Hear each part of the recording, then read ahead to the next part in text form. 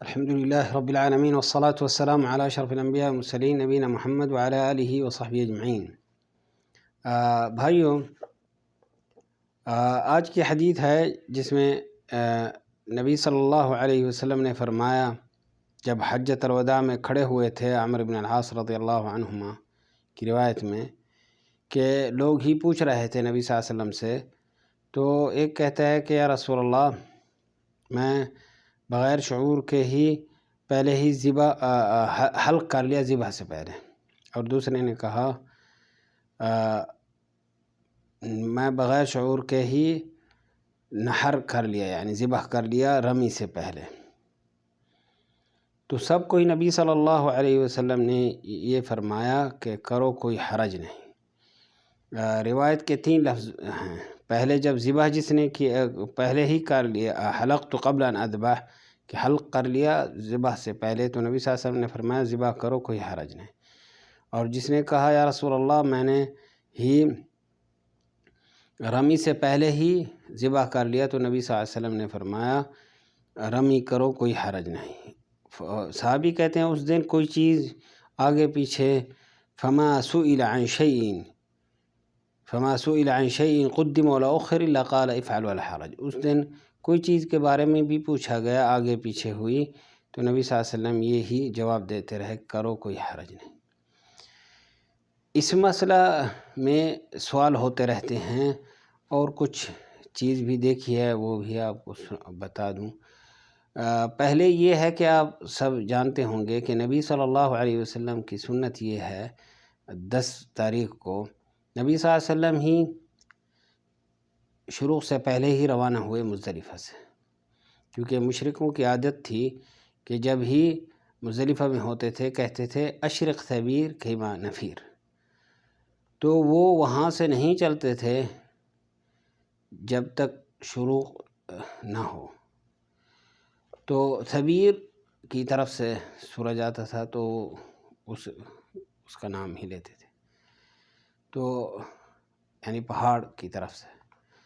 تو کہنے کا مقصد یہ ہے کہ نبی صلی اللہ علیہ وسلم کی مخالفت کرتے ہوئے شروع سے پہلے ہی چل پڑے، فجر کے بعد اللہ تعالیٰ کا ذکر کرتے رہے، پھر شروع سے پہلے چل پڑے۔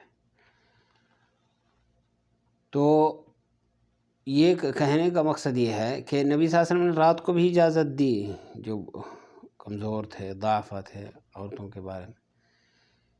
تو کوئی رات کو اس کی بس جا رہی ہو، اس کو پتہ نہ ہو خیمہ کہاں ہے، پھر یہ ہے کہ گم ہونے کا خطرہ ہے، تو وہ اگر کمزوروں کے ساتھ جا رہے ہیں تو وہ رات کو بھی جا سکتا ہے۔ لیکن جو ہی ماشاءاللہ طاقت رکھتا ہے اور اس کے لیے کوئی حرج نہیں، وہ ان کی بس ہی فجر کے بعد جائے گی تو فجر کے بعد ہی چلے۔ نبی صلی اللہ علیہ وسلم چلے، مینا میں آ گئے، ٹھیک ہے۔ تو مینا میں کیا کرنا ہے؟ مینا میں یہ ہے کہ نبی صلی اللہ علیہ وسلم نے پہلے رمی کی، یہ بھی یہاں یہ آج کا درس اس موضوع پر ہے کہ پہلے آ کے کیا کیا، رمی کی، ٹھیک ہے۔ رمی کے بعد کیا کیا، ذبح کیا، ذبح کے بعد کیا کیا، حلق کیا۔ تو ابھی ایک کون سے کام ہیں؟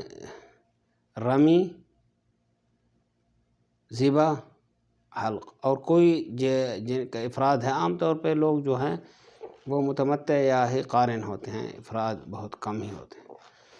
تو افراد والا کی تو قربانی نہیں ہے، کیونکہ اس افراد کا معنی حج ہی صرف، تو اکثر بلکہ یہ بھی کہہ سکتے ہیں سب ہی تقریباً، کئی کے نامہ ہی ہو سکے وہ حج ہی صرف کیا ہو، تو انہوں نے اکثر ہی عمرہ حج کیا ہوا ہے۔ تو کہنے کا مقصد یہ ہے کہ نبی صلی اللہ علیہ وسلم نے رمی کی، تو یہ ترتیب کیا واجب ہے یا نہیں، اس میں علماء کا اختلاف ہے۔ پھر ایک اور اختلاف ہے کہ اگر ترتیب تو اس نے کوشش کی لیکن کچھ ایسا ہوا کہ آگے پیچھے ہو گئے، تو کیا اس پر دم ہے؟ یہ بھی اس میں بات ہے۔ جنہوں نے کہا ترتیب واجب ہے، انہوں نے کہا کہ روایت میں یہ ہے کہ لم اشعر، کہ بغیر شعور کے میں ہی یہ کر بیٹھا، ٹھیک ہے۔ اور تو یہاں انہوں نے ترتیب کے بارے میں جنہوں نے کہا کہ واجب ہے، کہ لم اشعر کا لفظ صحابی پوچھتے رہے نبی صلی اللہ علیہ وسلم سے۔ آخر لفظ میں فما سئل عن شیء قدم الاخر الا قال افعل، کرو کوئی حرج نہیں، لیکن آخری لفظ میں یہ لم اشعر کا نہیں ہے، ٹھیک ہے۔ یہ بھی استناد کیا جا سکتا ہے ان پر کہ کیا واجب ہے یا نہیں۔ ایک اور مسئلہ ہے جنہوں نے دم کے بارے میں، دم دینے میں پھر جنہوں نے واجب بھی کہا، کوئی وہاں جا کے انہوں نے کہا دم کا اور دم کے لیے اور دلیل ضرورت ہے، کیونکہ اگر کوئی تفصیل ہوتی تو نبی صلی اللہ علیہ وسلم ہی بتا دیتے۔ جب نبی صلی اللہ علیہ وسلم نے ارشاد نہیں فرمایا تو اس کا معنی ہے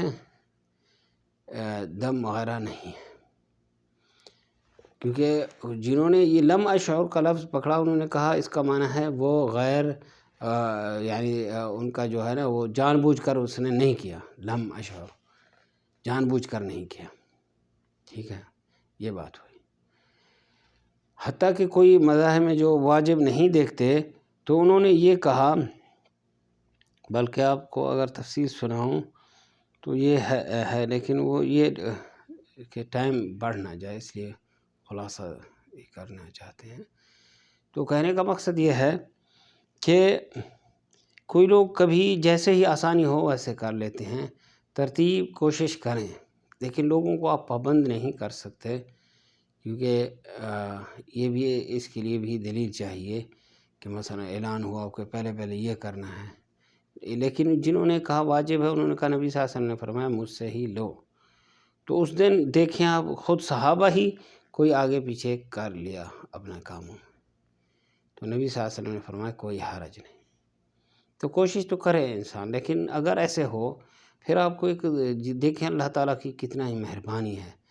دیکھیں ابھی جو لوگ مثلا بینک اسلامی کو ہی دیتے ہیں، وہ سب سے زیادہ ہی معتمد ادارہ ہے، تو ان کو دینے میں کیا ہوتا ہے وہ کب ہی کریں گے، کوئی لوگ ٹائمنگ کہتے ہیں انہوں نے کہا تھا اتنا ٹائم، سبحان اللہ ابھی تو تھوڑے سے تعداد ہے، لیکن کبھی جب ہی بھیڑ ہوتی ہے کتنا ہی تعداد ان کے پاس ہوتی ہے، تو وہ کرتے رہتے ہیں جس دنوں میں اجازت ہے کرنے کی۔ تو کب آپ کی ہوگی اس کا فکر آپ نہ کریں، چاہے وہ آپ کو بتائیں وہ واقعی آپ کی ہوئی یا نہیں ہوئی، وہ آپ کنفرم ہو یا نہ ہو اس کا فکر نہ کریں اس حدیث کی روح میں۔ تو یہ بھی اللہ تعالیٰ کی مہربانی ہے حاجیوں کے لیے کہ آپ اس کی فکر نہ کریں، کیونکہ آپ کو بتاؤں کہ جب بھیڑ میں حج ہوتا تھا تو ایک نوجوان گھستا جا رہا تھا بڑی رفتار پر، اس کے ساتھ فیملی ہے، تو جو فیملی والے بچوں والے تھے ان کو ہی وہ ایسے دھکا ایسے طریقے سے یعنی گھستا تھا کہ وہ چلتے چلتے آپ جانتے ہیں کہ ہر آدمی کوئی اس کو لگ جائے، چاہے وہ آپ تجربہ کرنے کے بوڑھے بڑی عمر کے جو ہیں ان کے ساتھ اگر بچے بٹھا دیں تو کہتے ہیں یہ ہم کو بچے تکلیف دے رہے ہیں، آپ کہیں گے کیا بات ہے بچہ ہے، لیکن اس کی حرکت بچے کی جو ہوتی ہے حرکت انجانے کچھ پیر لات ادھر رکھ دیا تو بڑی عمر والے بزرگ جو ہیں ان سے برداشت نہیں ہوتا، تو وہ بھائی ایسے ہی کیونکہ رش میں لوگ جر رہے ہیں، نبی صلی اللہ علیہ وسلم کی حدیث میں آتا ہے کہ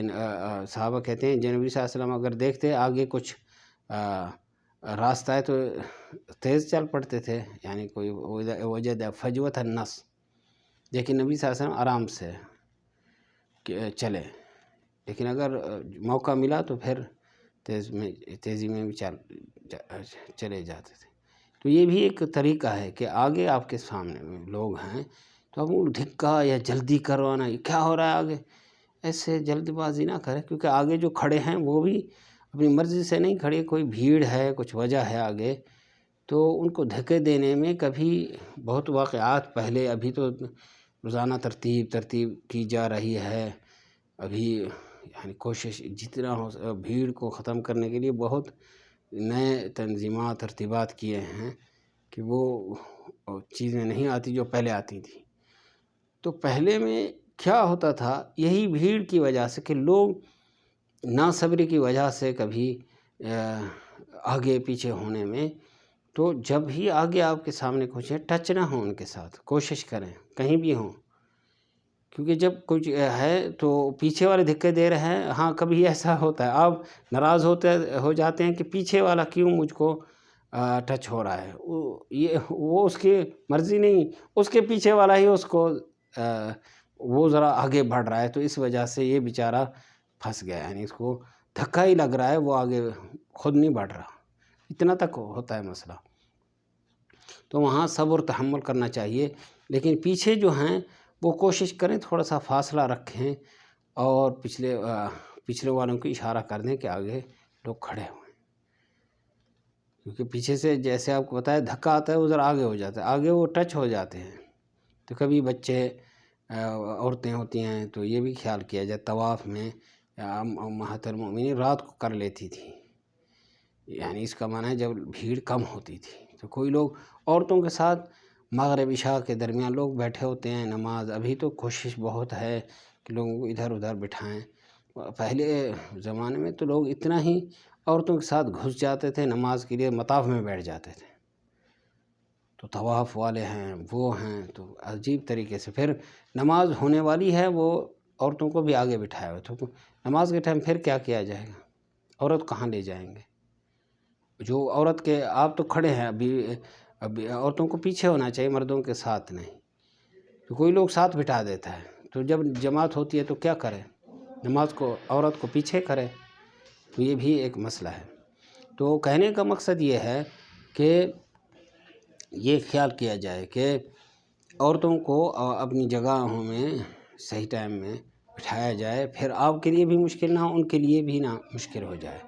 نماز کا مسئلہ پھر پیچھے جگہ نہیں مل رہی، آپ اپنی جگہ چھوڑ کے حرم جا رہے ہیں تو وہ نہیں مل رہی، ابھی تو مختلف ذرا ہے. تو کہنے کا مقصد یہ ہے پہلے سے ہی ترتیب کی جائے. یہ نہیں کہ دیکھیں ہم کعبے پر بیٹھے ہیں کیوں ہم کو ایسے کہہ رہے ہیں ادھر اٹھو ادھر اٹھو. کوئی لوگ ایسے ناراض ہو جاتے ہیں کہ ہاں بھی تم ابھی ترتیب بنا لو تو اچھی بات ہے، بعد میں آپ کے لیے ہی مسئلہ بن جائے گا. کیونکہ مرد بھی نہیں اٹھنا چاہتا، کہتا ہے میں اگر اٹھوں گا اپنی جگہ سے کوئی آ جائے گا تو میں چاہتا ہوں یہاں ہی رہوں. تو عورت کو پھر کیسے بٹھائے گا، کہاں بیٹھے گی، پھر کیسے ملے گی، یہ مسائل ہوتے ہیں. خیر، تو اپنے موضوع میں واپس لوٹیں. وہ کیا تھا کہ ترتیب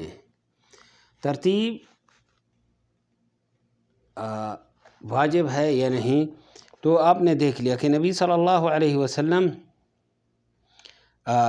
یعنی تقدیم تاخیر کیسے ہے.